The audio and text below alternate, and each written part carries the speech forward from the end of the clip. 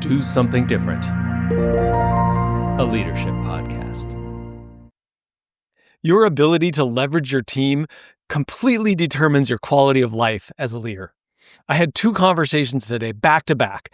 The first conversation, this person completely trusted his team. His team performed at a very high level, and this person had complete confidence in their ability to execute and deliver great work. The very next day, I had a conversation that was the exact opposite. In this case, the person had been out of work for a couple of weeks, and when he came back, he found that everything had fallen apart. The day-to-day operation was for the most part okay, but none of the opportunities were being pursued. The team was not performing at the level he expected. And as a result, he had to lean in and work harder. I'm Rusty Gaylord, and this is Do Something Different, a leadership podcast. I want to talk today about what I call the Success Trifecta. And the Success Trifecta is when you have 3 things all happening at the same time. Number 1 is you're more successful at work. You're having a bigger impact. You're more recognized for the contribution you're making. Number 2 is you're not working as hard. And most people can't see those 2 things going together, that you can have more success and not work as hard. And the third element is that you're actually enjoying work more. You're getting more of that fun and you're doing the things that you enjoy out of work. I have coached multiple clients to this place where they're not working as hard, they're enjoying work more, and they're getting better results. They're delivering better and they're being recognized for their leadership in the company. How do you do that? There's a number of things that come together, but one of the key elements is leveraging your team. You have to be able to delegate and manage your team effectively. I always talk about 2 elements of your success and being able to change your behavior, and it's skill set and mindset. You need to have the right skill set, of course, but you also have to have the right mindset. The way this often works is if you don't have the skill set, then you don't even consider taking this new action. But if you do have the skill set, oftentimes there's still a barrier to taking a new action because you've got some uncertainty about how it will work out. That's why both of these things are important. You have to have the skills and you have to have the mindset to be willing to move forward and do something different. So we're going to talk today about delegation and how to really empower your team so that they carry more of the workload and you carry less of it. Now, that is not a selfish move. That is actually in the best interest of your team. Because if your team is staffed with people who care about their career and they want to grow and improve, your ability to fully empower them, to delegate to them more meaningful work and projects is important. That is going to increase their satisfaction, it's going to accelerate their career growth, and it's going to make the overall results of the company better. Because when your team elevates their performance, it allows you to elevate your performance and your contributions.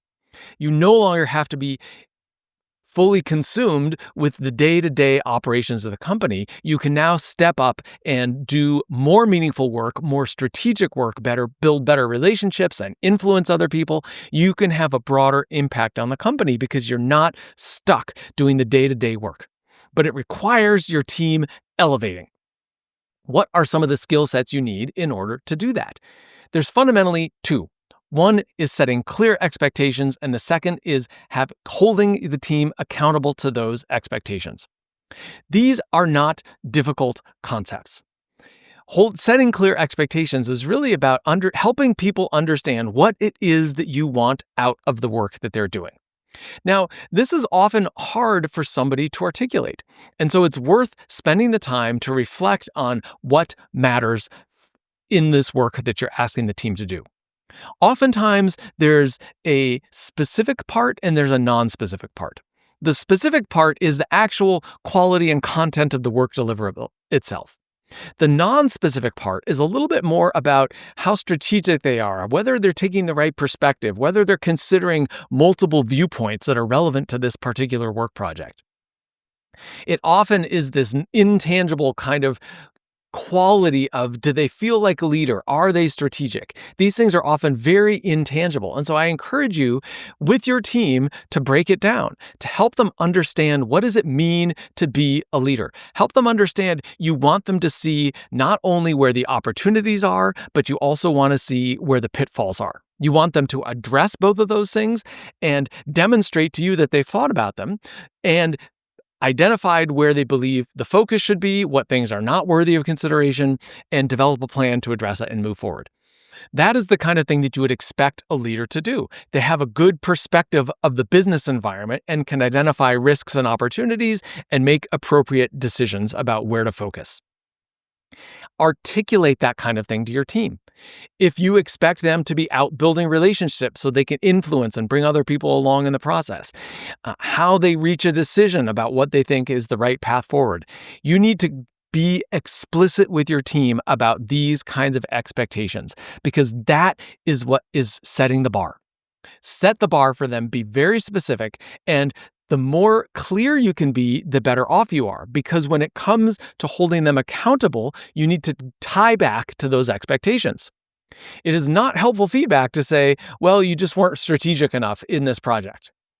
If you give someone that feedback, it is very hard for them to action it. And your goal is for them to improve. You want them to get better because when they elevate, it gives you space to elevate. So you need to set very clear expectations. Do the hard work of thinking about, what does success look like? Not just that it's, if they're delivering a piece of analysis, that it is numerically correct. It's not just about that. It's not just about being correct, but you want formatting to look good. If it's a presentation, you want to make sure that they reviewed it with the right people, that they've considered the right viewpoints and perspectives. All of these things you have to articulate. Then take that and have the accountability conversation. And most importantly, don't fix their problems for them. Give them the problems, have the review conversation. This is what's good. This is what's missing. Send them back to go do the work. It's important to give them specific feedback that they can action, tied back to your expectations, and let them fix it. Too many leaders fall into the trap of doing it themselves, and that is not a way to grow your team. So those are some of the skill set pieces that you need to develop. But I want to talk about the mindset that you need to be successful in creating a team that you can fully trust and empower to deliver on the work that your team is responsible for. The first question is, what is the real goal? What is the real goal? Most people in their job think the real goal is to deliver the work. And I'm going to argue that is not right. The real goal for you is to build your team.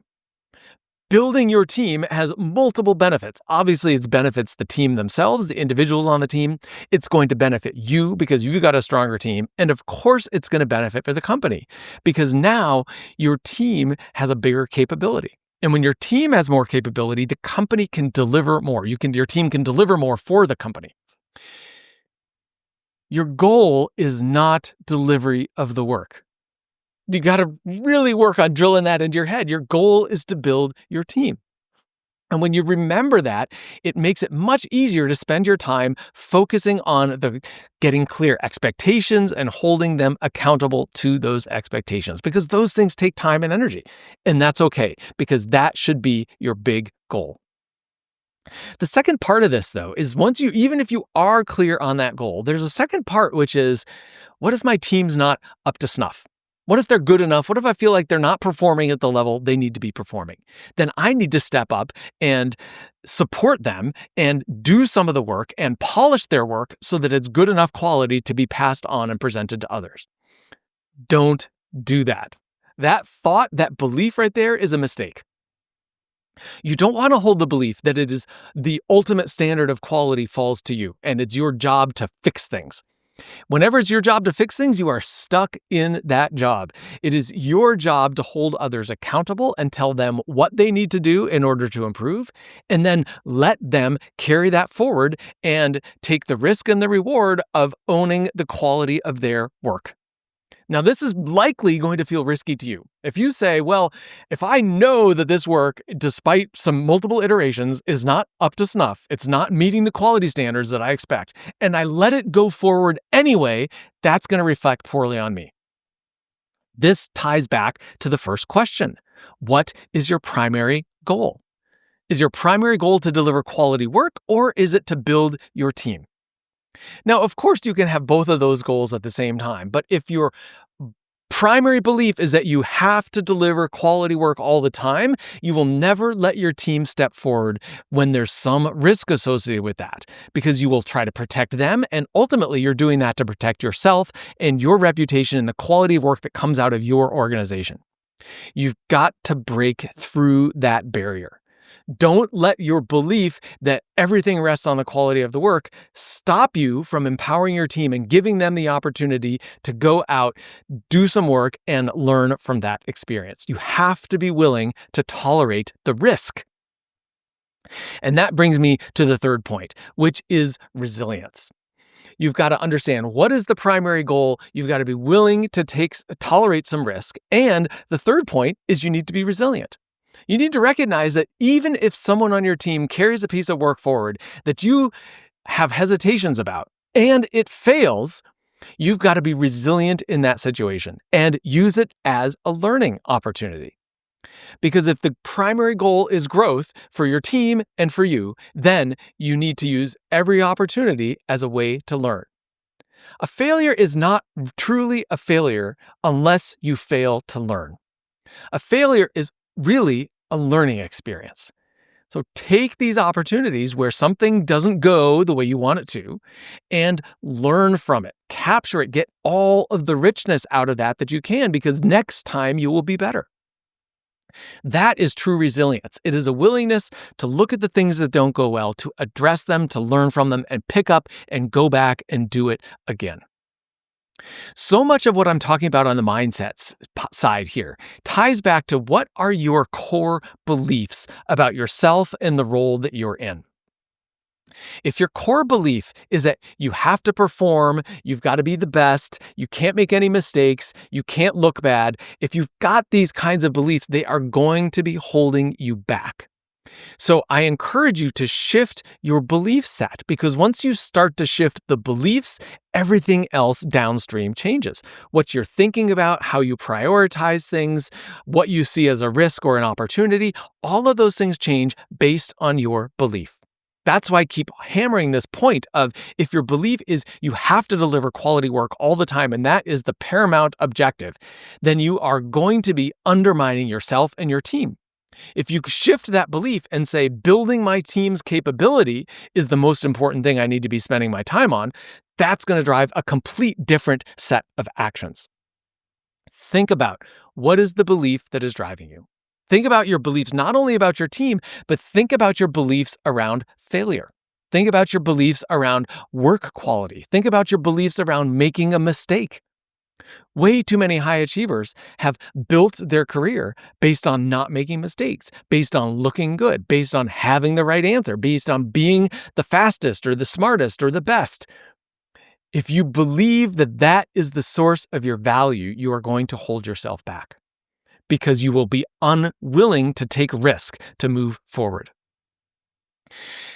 Identifying what some of your beliefs are can be very tricky, but take what you hear in this conversation and apply it to your own life. Just question, are there beliefs that I'm holding about success? What does it mean to be successful? What is my purpose at work? How perfect do I have to be? Challenge those beliefs and start to think about something different. Form a different belief. And this is something you're going to have to work at, because all a belief is fundamentally is it's a repeated thought. Something that you think over and over and over again until you no longer have to think about it. Somehow it just becomes true. And if I keep telling you your primary goal at work is not to deliver quality work products, but it's to build your team, if you hear that over and over and over and over again, at some point that's going to start to sink in, and it's going to form a belief in you. And now it's going to drive a whole different set of behaviors. Think about the beliefs that will be more empowering for you, to help you be more successful in your role, to help you deliver more impact, to help you elevate your team in a way that requires you to work less and enjoy your work more. And what does that mean, to enjoy your work more? It means you do more of the things you like doing and less of the noise, Every job has noise, and nobody likes taking care of the noise. But when your team is elevated, when you have invested in them and they perform at a level where they can take care of a lot of the things, then you delegate those things to them, and it gives you the time and the space to focus on the things that you're good at and the things that you enjoy and are going to add value to the company. It all rests on your ability to have the skill set of setting clear expectations and holding your team accountable, and the mindset that allows you to implement that gives you space to invest in the growth of your team, to tolerate risk, to learn from mistakes, and demonstrate resilience when things don't go well. You are capable of so much more than turning the crank in work. And so many of us get stuck in this place where all we're doing is turning the crank. We're busy, we're overwhelmed, there's a flood of work, and we're just trying to keep up. Just trying to keep up, if you stay in that mindset, if you hold that belief of, I just have to keep up and I have to get all of the big stuff done before I can focus on growth and learning, that is going to lead to you being stuck. Once again, that's another belief that you can shift. You have the power to impact your environment. Most people think that the environment controls us and the environment is a constraint around what's possible, but that is not right. You can change your environment if you're willing to step forward and change your perspective, to take a different belief that is more empowering, that allows you to see the situation differently. Because when you see the situation differently, it feels different and you act differently. I think that one of the great examples of this is Michael Jordan, who shot tons of final shots in the game, right? Like the Bulls may have been down by a point or two, and the ball goes to who? Of course, it goes to Michael Jordan to take the final shot. And I wish I had the quote right top of mind, but I don't have it right here. But he says something like, of all those final shots that he took, he missed somewhat less than half, but on the order of half, something like 40% of them.